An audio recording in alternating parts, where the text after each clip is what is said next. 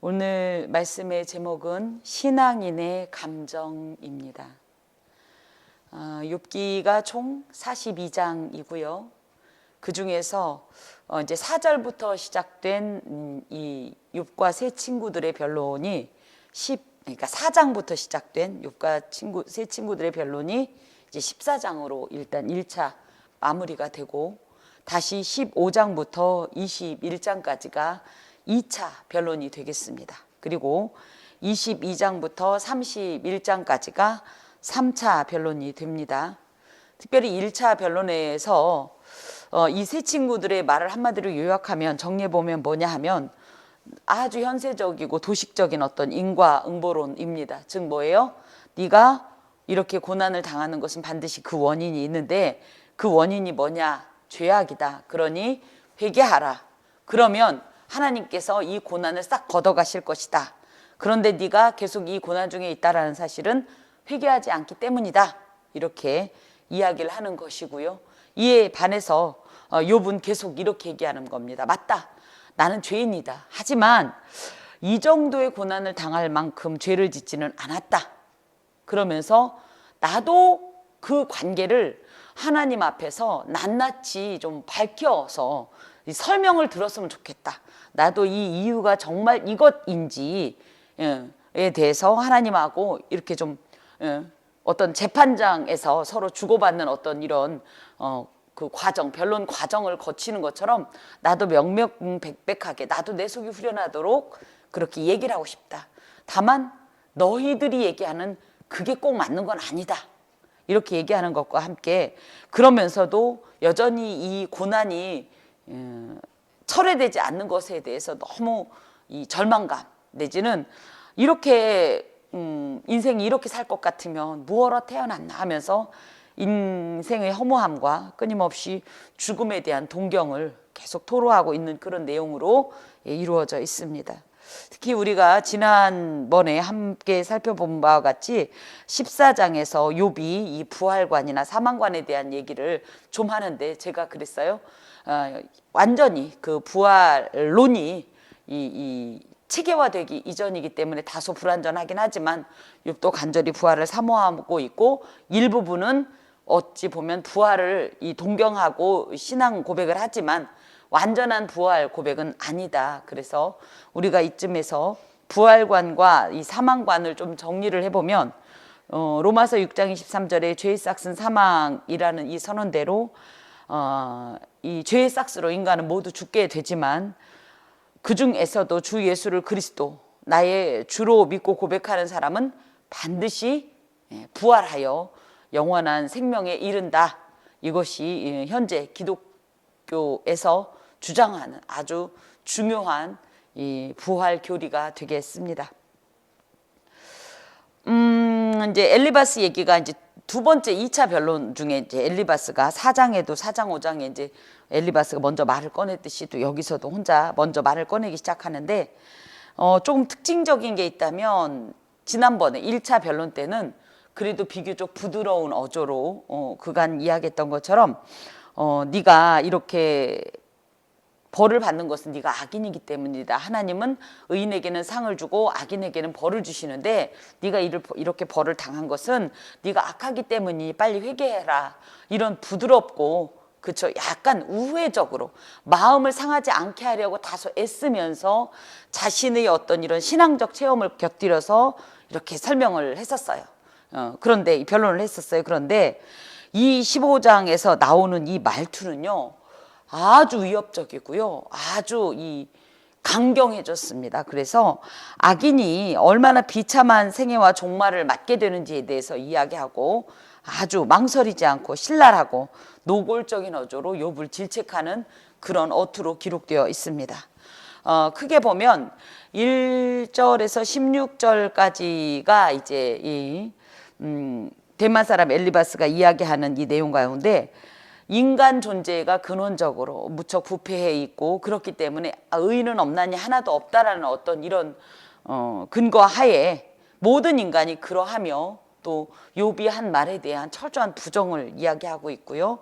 또 17절부터 35절까지는 여기서 악인이 너라고 얘기하진 않지만 어찌됐든 욥을 포함한 악인이 결국은 하나님 앞에 크게 아주 두려운 심판을 당할 거기 때문에 빨리 회개해라. 이런 내용을 기록하고 있습니다. 좀 봅시다.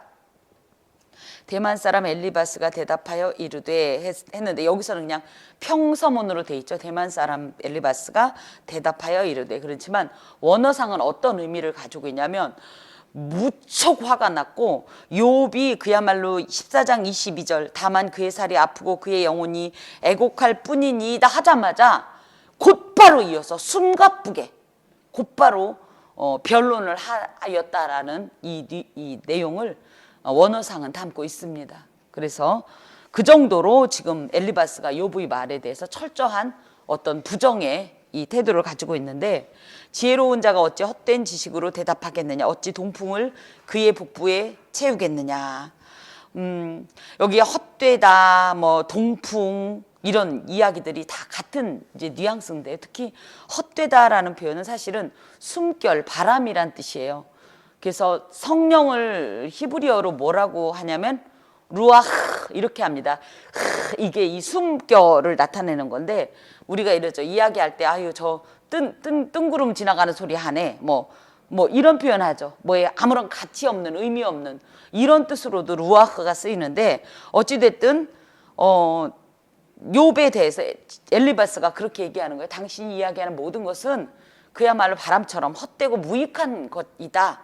이렇게 얘기하고 동풍이 성경에서 굉장히 좀 부정적으로 나오는 바람입니다. 물론 출애굽기에 보면 메뚜기 떼를 하나님께서 동풍을 불어서 홍해에 넣었죠. 그리고 메추라기 떼들이 이제 이렇게 동풍 얘기가 이렇게 때는 하나님은 이제 그걸 그 방향에 따라서 썼다면 이 동풍에 대해서는 요나서에 보면 어떤 일이 있어요? 식물이 자라고 나서 동풍 때문에 그 식물이 말라 죽은 얘기가 나오죠. 이 동풍으로 말할 것 같으면 그야말로 아주 고온 건조한 바람으로 농작물에 큰 피해를 주는 아주 해로운 바람을 의미합니다. 이 방향 자체가 이들에게 있어 동풍이라는 게 그런 바람인데요. 그런 어떤 무의미하고 해로운 그 바람을 마치 그의 복부에 채우는 것처럼 이건 복부라는 것은 우리의 배를 말하는 것보다는 제가 지난 주간에 말씀드린 것처럼 인간에게는 그 먹고 사는 어떤 육적인 이 공급 이외의 신령하고 그죠? 영적인 어떤 공간을 필요로 한다고 얘기했죠. 그래서 네가 지금 네가 얘기한 이 모든 것은 전혀 백해무익하고 영적으로도 전혀 유익이 안 되는 그런 말이다라고 이 엘리바스가 아주 단호하게 그러면서 그 이야기가 뭐냐면 도움이 되지 않는 이야기고 무익한 말이고 무익한 변론이다. 그래서 욥이 지금까지 전심을 다해서 자신의 마음을 토로했지만 결국은 엘리바스는 욥의 말을 이렇게 전혀 의미 없는 말로 무가치한 말로 그냥 치워버리는 그런 모습이에요. 참으로 내가 하나님 경외하는 일을 그만두어 하나님 앞에 묵도하기를 그치게 하는구나. 이것은 심지어 네가 지금 하나님 앞에서 하는 이 말은 불경건한 자들이 하는 말처럼 즉 불경건하다라는 것은 하나님을 경외하지도 않고 기도하지도 않는 어떤 그런 태도를 말하는데 그런 마음을 유발한다는 거예요. 그래서 하나님을 신뢰하지 못하게 하고 하나님에 대해서 내가 기도하거나 하나님을 의지하고자 하는 마음 자체를 아예 싹부터 잘라내는 그 정도의 말이라고 비난을 합니다. 내 죄악이 내 입을 가르치나니 내가 간사한 자의 혀를 좋아하는구나. 그래서 거기에 이제 너를 정죄한 것은 내가 아니요 내 입이라 내 입술이 내게 불리하게 증언하느니라. 그래서 사실은 너는 자꾸 우리 보고 그렇게 정죄한다고 얘기하고 상처받았다고 얘기하지만 돌려 말하면 네 말 자체가 너한테 매우 불리하게 즉 하나님께 드린 이 모든 탄식은 하나의 불평에 불과하기 때문에 그것이 오히려 너한테 유익이고 너 영을 새롭게 하기보다는 너의 영을 너무 고통스럽게 하고 메마르게 하고 그것이 다른 이들에게도 그런 악한 영향을 끼치고 있다고 말을 합니다. 이쯤에서 생각해 볼게요. 욥이 얼마나 정말 답답하면, 심지어는 뭐 하나님 앞에 우리로서 말하자면 좀 버릇없는 소리 같은 소리도 토로할 정도였으면, 그게 단순히 어떤 교사의 입장에서 볼 것이 아니라 정말 친우였다면 오죽하면 저 사람이 저랬을까라는 이런 이해가 있었으면 좋았을 텐데, 여전히 이 엘리바스는 욥을 그야말로 아까도 얘기했던 것처럼 죄 때문에 이런 이 고난을 당한다는 이 관점을 벗어나지 않고 오히려 이걸 더 강화시켜서 욥을 지금 크게 훈계하면서 질책하는 이런 모습입니다. 제가 지난 주간에 어떤 이로부터 이제 가벼운 문자처럼 뭔가를 내용을 받았는데, 거기에 한 교회 목사님께서 그 이제 성도들에게 어떤 말씀을 하셨어요. 그것이 제가 들어보니 꼭 잘못된 얘기는 아님에도 불구하고 자신의 어떤 이 편견을 가지고 그 목사님이 그런 얘기 한 것이 너무너무 마음이 상하고 불쾌하고, 그 때문에 상처를 입어서 자기가 신앙에 손상을 입었다고 하면서 밤늦게 목사님에게 이 글을 보낸 내용을 봤습니다. 근데 누가 봐도 그것이 그런 내용이 아니었음에도 불구하고 이 우리가 가지고 있는 편견이 참 무섭더라고요. 내가 그렇게 보니 제 아무리 뜯어 말려도 그게 안 고쳐집디다. 그래서 우리 혹여 말씀을 받을 때, 물론 앞에서 전하는 저도 그런 편견이나 고정관념에서 벗어나서 말씀을 전해야 되겠지만, 여러분도 여러분이 알고 있는 어떤 그죠? 왜곡되거나 조금 굴절된 어떤 것에 갖다 넣으면요, 누구 말대로 뭐에 걸면 뭐라고 다 그렇게 느껴지는 겁니다. 그래서 그런 것들을 우리가 조금 말씀을 읽을 때도 유의해야 한다. 처음에 저는 신학교에 갔을 때 놀란 것이 있어요. 뭐냐면 그 아침 이슬을 독사가 먹으면 독을 뿜고, 그죠? 젖소가 먹으면 우유를 뿜는다는 표현처럼 같은 이 공부를 하는데도 해석이 각각 달라요. 그래서 나는 이렇게 봤다는데 저는 이렇게 봤더라고요. 그런 일들을 보면서 야, 정말 이 관점을 제대로 해야겠다는 생각이 참 많이 들었습니다. 근데 이 엘리바스가 지금 하는 말들을 보면서도 야, 오죽하면 이렇게 울부짖는 욥이 그냥 평범하게 얘기했겠냐고요. 정말 울부짖으면서 하나님 앞에 그 자신의 모든 삶을 탄식하는 걸 옆에서 보고도 일말에 한 호리의 이 동정심마저 없다라는 것에 참 잔인하다라는 생각이 듭니다. 7절부터 봅니다. 내가 먼저 난 사람이냐? 산들이 있기 전에 내가 출생하였느냐? 하나님의 온유하심을 내가 들었느냐? 지혜를 홀로 가졌느냐? 이게 무슨 얘기냐면, 산들이 있기 전에란 말은 고대의 사람들은 산이 제일 오래된 피조물이라고 생각했어요. 피조의 세계라고 생각했어요. 그러니까 그것보다 네가 더 오래됐느냐? 그만큼 이 욥이 그 자신의 지혜를, 그렇죠, 오래된 그 어르신들이, 노인이라고 하면 안 되니까 어르신들이 가진 경험과 지혜를 이렇게 연소한 우리가 감히 뒤따를 수 없듯이, 오래된 어떤 존재일수록 그런 지혜나 어떤 경험들이 풍부하다고 우리도 일반적으로 그렇게 알고 있죠. 그 정도로 이 산들보다 네가 먼저 태어났느냐라는 표현은 네가 그 정도로 지혜에 있어서 우수하냐, 우월하냐, 뛰어나냐, 이거 오히려 반문인 거예요. 그렇지 않다라는 얘기를 하면서, 또한 내가 제일 먼저 난 사람이냐, 이 말은 먼저 난 사람이라고 하는 말은 그 당시에 이런 사람이에요. 창조에 가까울수록, 창조의 시기에 가까울수록 더 지혜롭다라는 표현인데, 그 정도로 네가 지혜롭냐? 네가 아는 것을 우리가 알지 못하는 것이 무엇이냐? 너만 그렇게 잘난 게 아니라 우리도 알 건 다 안다 하면서, 내가 깨달은 것을 우리가 소유하지 못한 것이 무엇이냐? 너가 아는 그 정도는 나도 다 안다. 욥이 잘난 척하고 있다라고 지금 엘리바스가 생각을 했나 봐요. 그러면서 우리 중에는 머리가 흰 사람도 있고 연로한 사람도 있고 내 아버지보다 나이가 많은 사람도 있다. 이게 아마 우리가 생각할 때는 엘리바스 자신이 아닐까. 그럼 무슨 얘기냐? 너보다 연로하고 너보다 머리가 더 휘었고 너보다 나이가 많다라는 얘기는 무슨 얘기예요? 아까 얘기했던 대로 창조의 시기에 가까울수록 더 지혜롭다는 뜻이에요. 먼저 태어난 존재가 더 지혜롭다는 뜻이에요. 그러면 욥 너보다 내가 더 나이도 많고 우리 중에 나이도 더 많고 이런 얘기는 뭐예요? 누가 더 지혜가 우월하다는 뜻이에요? 욥보다는, 그죠?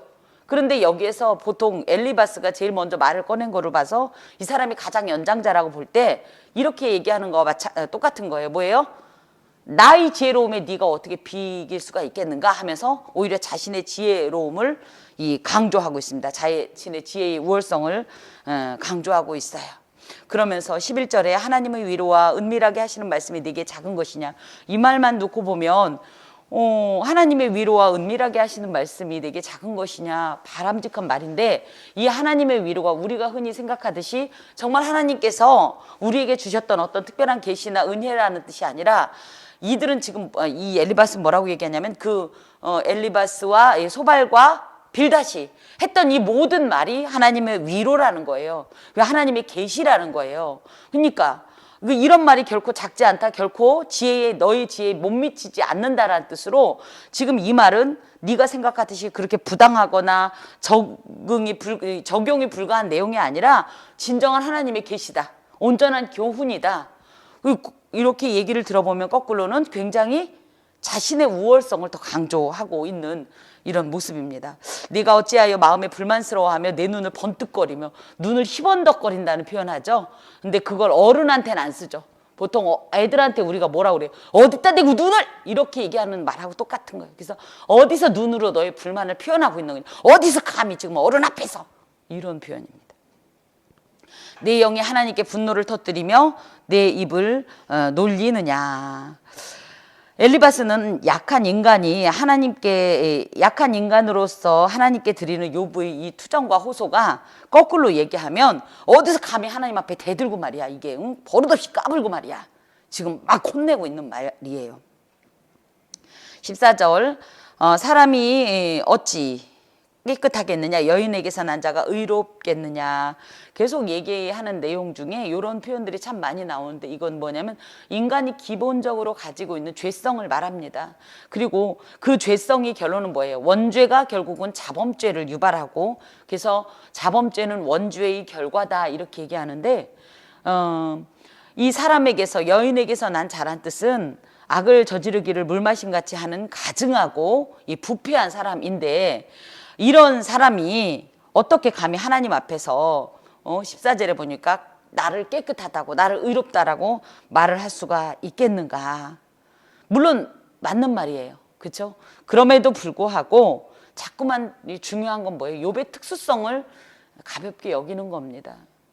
만약에 이 욥의 특수성이라는 게 없었으면요, 우리는 이 욥기를 읽으면서 오히려 엄청난 상처를 입을 거예요. 그 우리는 누구냐면 고난당하는 우리요, 일이 제대로 안 되는 우리요, 매일매일 실망하고 실패하는 우리가 정말 실망할 겁니다. 그렇죠? 하나님께서 이 욥기서를 주신 이유를 생각해 보면, 모든 이가 일반적으로 도식적으로 죄를 지었으니 벌을 당한다라는, 이게 아니다라는 말씀을 하시느라고 욥의 특수성을 이렇게 지금 계속 밑바닥에 깔아 놓으신 거예요. 그래서 우리는 이 욥의 특수성을 이해하면서 지금 가기 때문에 엘리바스나 이 세 친구들이 하는 말들이 그닥 적절하지 않다라고 하는 거지, 이 욥의 특수성을 배제하면 정말로 엘리바스의 말이 다 맞습니다. 그렇죠?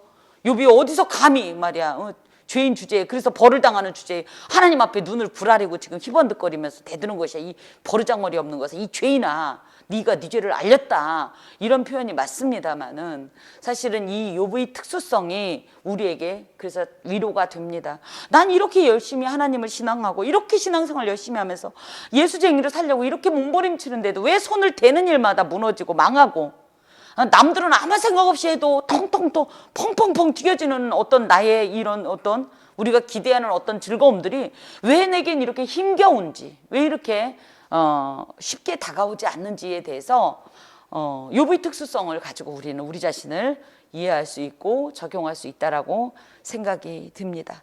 17절부터 보니까 내가 내게 보이리니 내게서 들으라. 야, 집어치우고 내가 이제부터 하는 말 잘 들어봐, 이렇게 얘기하는 거예요.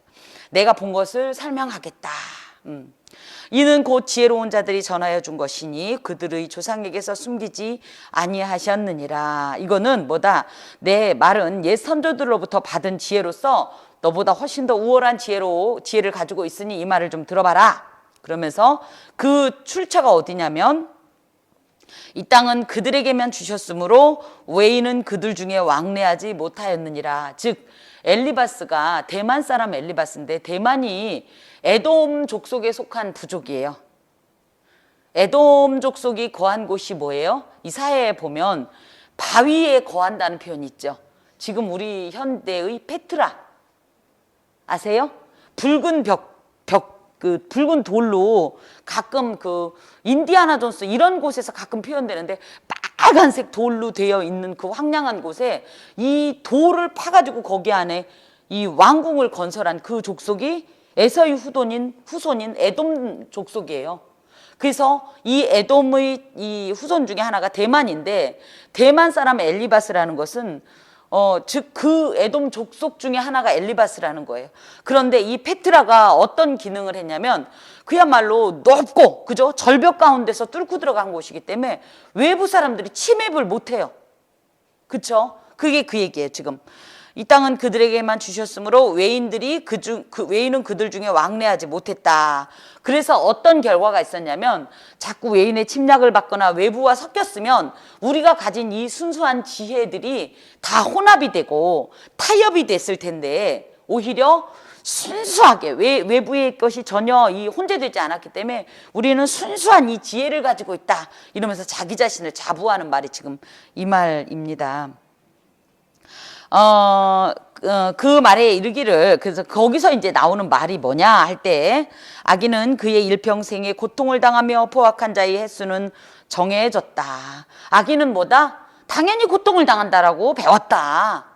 아까도 한 것처럼 지금 내가 하는 이 말은 뭐다? 섞이지 않은 순수한 온전한 지혜다라는 걸 강조하면서 거기에서 이야기하길 악인은 고통을 당한다고 되어 있다. 즉 죄 때문에 고통을 당한다고 되어 있다. 그러니 네가 지금 고통을 당하니까 너는 죄인이다. 이 얘기입니다. 포악자의 이 횟수는 정해졌다. 횟수가 정해졌다라는 것은 악을 행할 수 있는 기간도 정해져 있고 또 반드시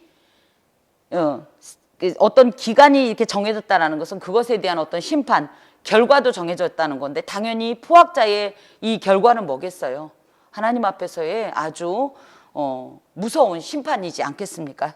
그러면서 너 형벌을 당하는 얘기를 하고 있습니다. 그의 귀에는 무서운 소리가 들리고 뭐예요?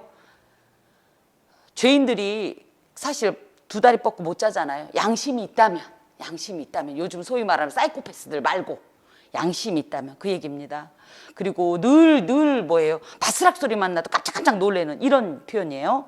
그가 평안할 때에 멸망시키는 자가 그에게 이르리니 멸망시키는 자라는 것은 이 악인이 설령 평안하다 할지라도 하나님의 이 심판권을 가진 수행자, 하나님의 사자가 공의를 집행하기 위해서 이 사람을 찾아온다라는 거예요.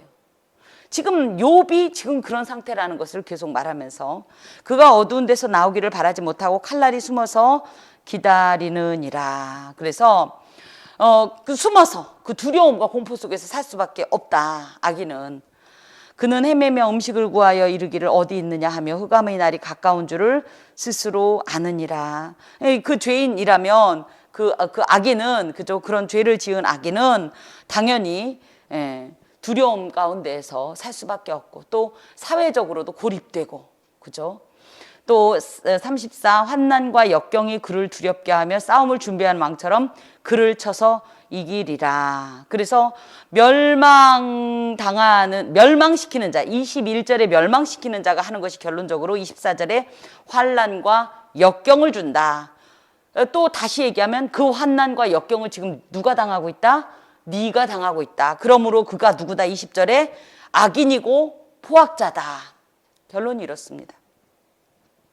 25절 이는 그의 손을 들어 하나님을 대적하며 교만하여 전능자에게 힘을 과시하였음이니라. 왜 이런 일을 당했냐 하면 감히 하나님을 대적했다.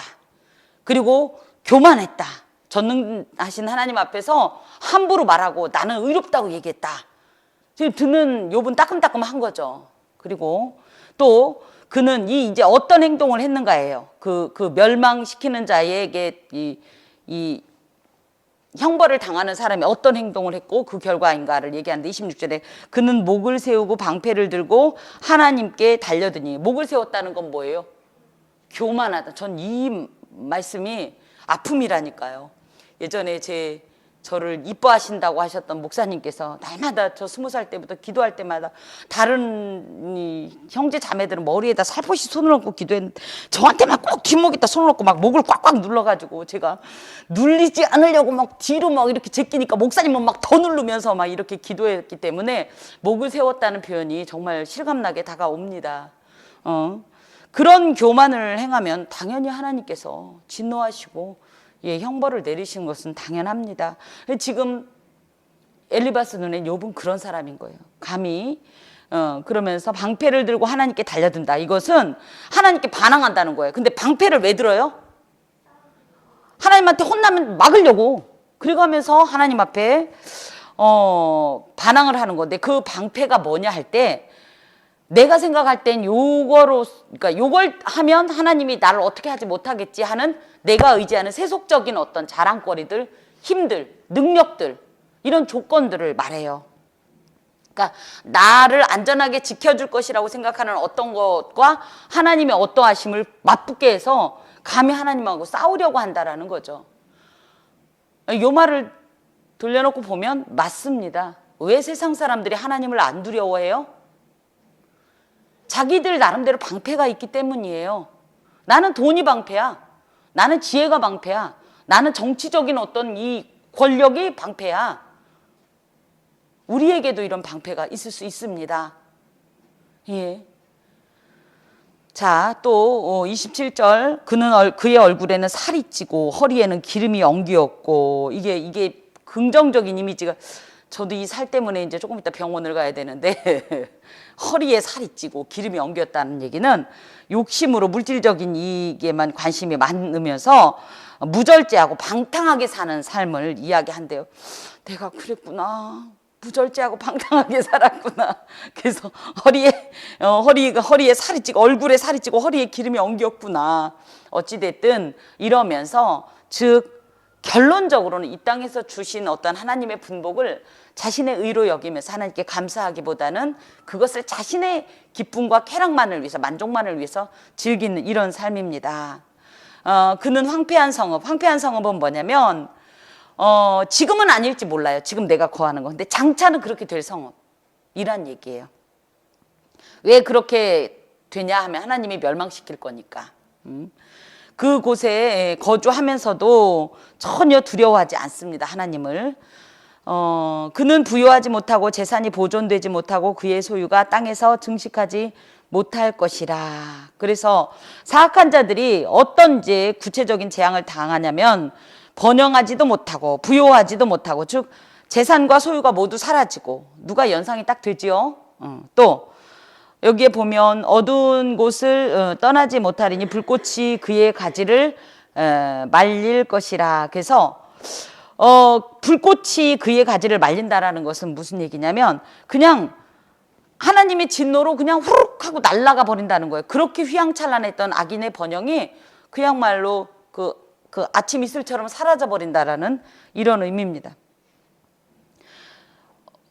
또한 그가 스스로 속아 허무한 것을 믿지 아니할 것은 허무한 것이 그의 보응이 될 것임이라. 그래서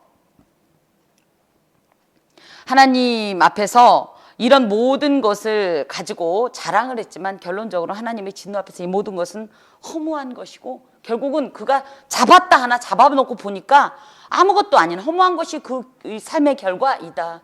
악인의 결과가 지금은 어때요? 우리가 보기에 흥왕하는 것 같고 세력이 번성하고 힘이 있고 그야말로 말하는 대로 꿈은 이루어지는 것 같지만 그들이 궁극적으로 움켜쥐는 것은 뭡니까?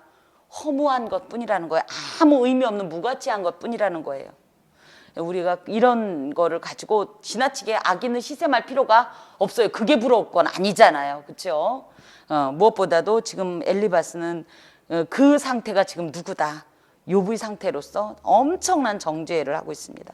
그의 날이 이르기 전에 그 일이 이루어질 것인지 그의 가지가 푸르지 못하리니. 그래서 이 32절부터 34절까지는 이 소망이 사라지는 이 내용들을 소망이 사라지고 결실이 없어지는 얘기를 하고 있는데 포도 열매가 익기 전에 떨어지고 포도 열매를 딸 수가 없죠. 감람꽃이 곧 떨어지고 꽃이 떨어져 버려. 열매도 맺혀지기 전에. 경건하지 못한 무리는 자식을 낳지 못하고 저희가 사실은 우리의 미래죠. 우리가 우리의 자녀가 없다라는 것은 정말 엄청난 성경적으로 큰 저주를 말합니다.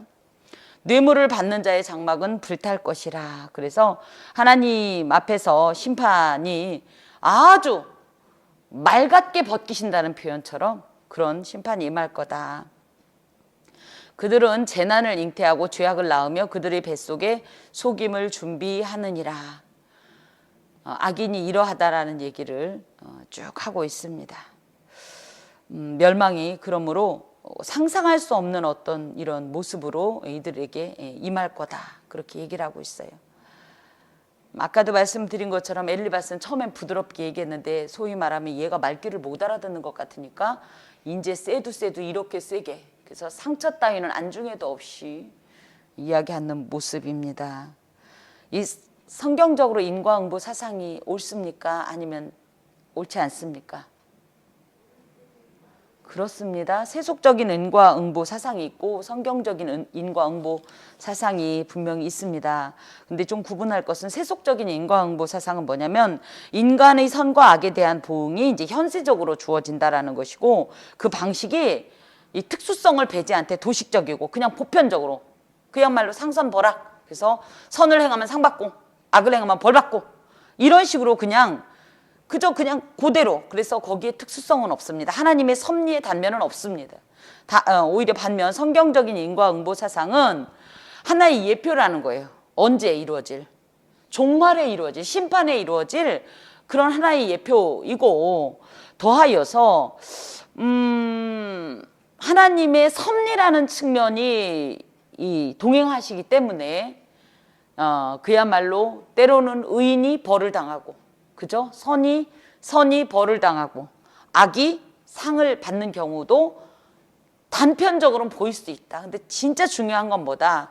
누가 이렇게 얘기해요. 진짜 이 세상 가운데서 잘 산 사람이 누구냐? 잘 산 사람이 누구냐 할 때 내내 잘 살다가 죽음 직전에 망한 사람을 잘 살았다고 우리가 얘기할 수 있어요? 그렇죠? 오히려 비통하고 그랬는데 소위 말하면 말년이라고 노년이라고 얘기하는 어떤 이 죽음의 순간을 마무리를 잘하는 사람이 진짜 잘 산 사람 아닌가요? 그런 의미에서 성경적인 인과응보 사상은 지금 그 얘기예요. 비록 이 땅에서는 눈물바람이요 고통의 연속이었을지 모르지만 하나님 앞에서 그 최종의 심판날에 의인은 그죠?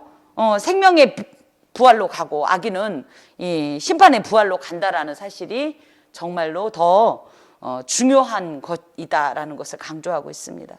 15장을 조금 찝어서 얘기하면 우리도 엘리바스처럼 때론 다른 사람의 상황을 내 생각대로 해석하며 진실을 왜곡해서 남을 정죄할 수 있다. 그래서 정말로 어떤 것을 할 때는 나를 오히려 벗어나서 이야기를 좀 했으면 좋겠고, 방금도 오면서 잠깐 어떤 목사님이랑 통화했는데 뻔한 얘기 하지 맙시다. 저도 참 그럴 때 한계를 느끼는데 정말 그를 위해 깊이 기도하고, 그리고 하나님이 주시는 세미한 음성을 따라서 감동에 따라서 특히 그를 칭찬하고 긍정하는 것은 언제든지 정말 가능합니다만은 특히 그에게 어떤 권고를 하거나 할 때는 정말 깊숙이 생각하고 그러면서 하나님의 감동을 따라 했으면 좋겠고, 더해서 여기 9절에서 11절에 보면 욥이 엄청 엘리바스가 엄청 잘난 척하죠.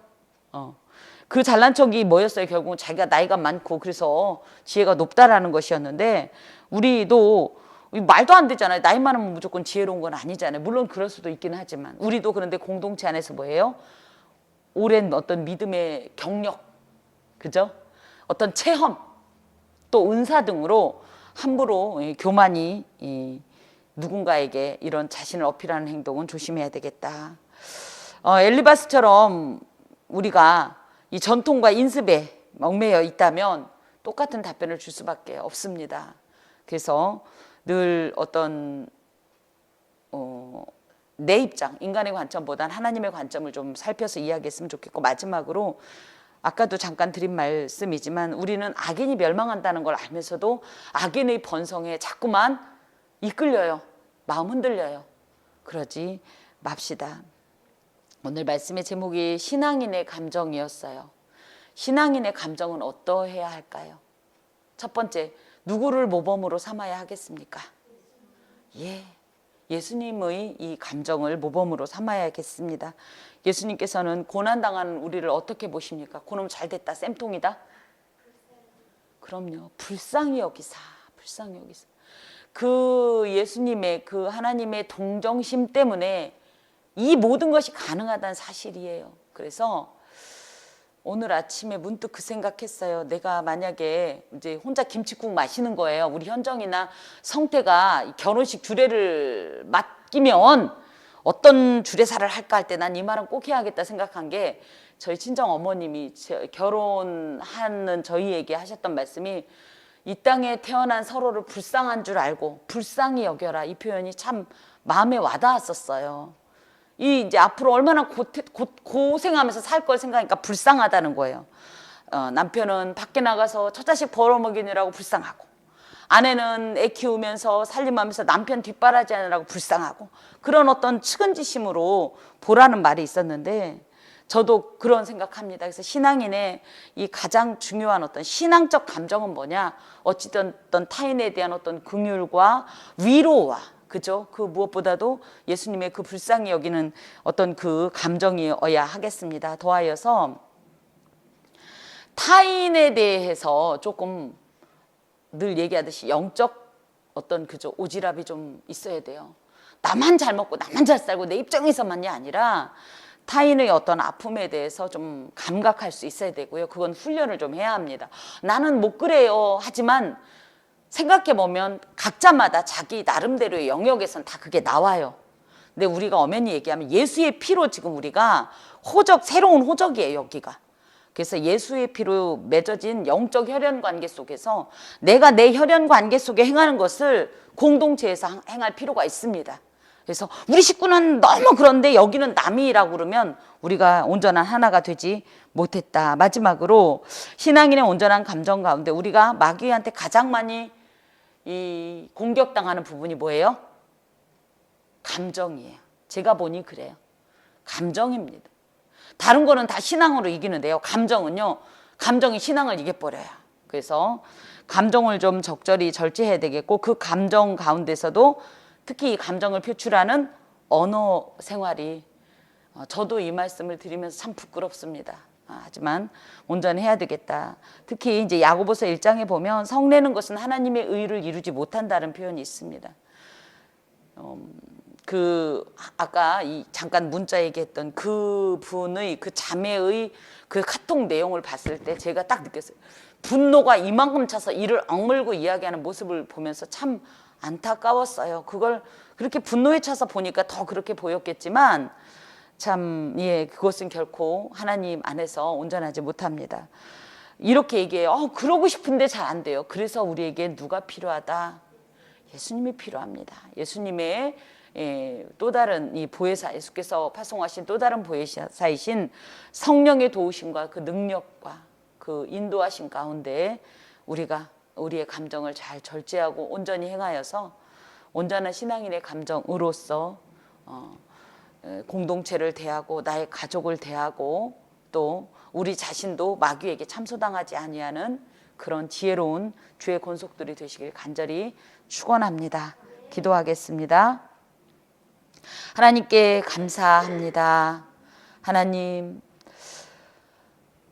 우리 생각에는 저러하지만 하나님은 이 광경을 어떻게 보실까? 내 생각엔 이것이 당연하지만 하나님은 이걸 어떻게 생각하실까? 생각할 수 있는 지혜와 여유를 주십시오. 무엇보다 우리는 미련합니다. 분명히 알고 있는데도 그 순간이 되면 모두 망각하고 또 내가 주인이 되어서 또 내가 결정하고 또 내가 심판합니다. 주여, 우리로 하나님을 전적으로 의지하고 모든 일에 하나님의 편에서 하나님의 눈으로 하나님의 마음으로 바라볼 수 있는 일이 익숙해질 수 있도록 주 성령이여 도와 주옵소서. 하나님, 그리하여 우리의 이 잔인한 공격 무기인 말로 또 그것에 불을 지펴주는 이 어리석은 감정으로 타인을 상해하지 않도록 도와주시고 하나님, 온전할 수 있도록 늘 함께하여 주옵소서. 예수 그리스도의 이름으로 기도하오며 우리 주 예수 그리스도의 은혜와 하나님의 사랑과 성령의 위로 교통하시며 우리를 온전케 하시는 그 능력의 역사가 사랑하는 부천 함께하는 교회 모든 권속과 그 삶의 그 모든 기도의 제목 가운데, 가족 가운데, 일 가운데 영원히 함께하옵시기를 간절히 축원하옵나이다. 아멘.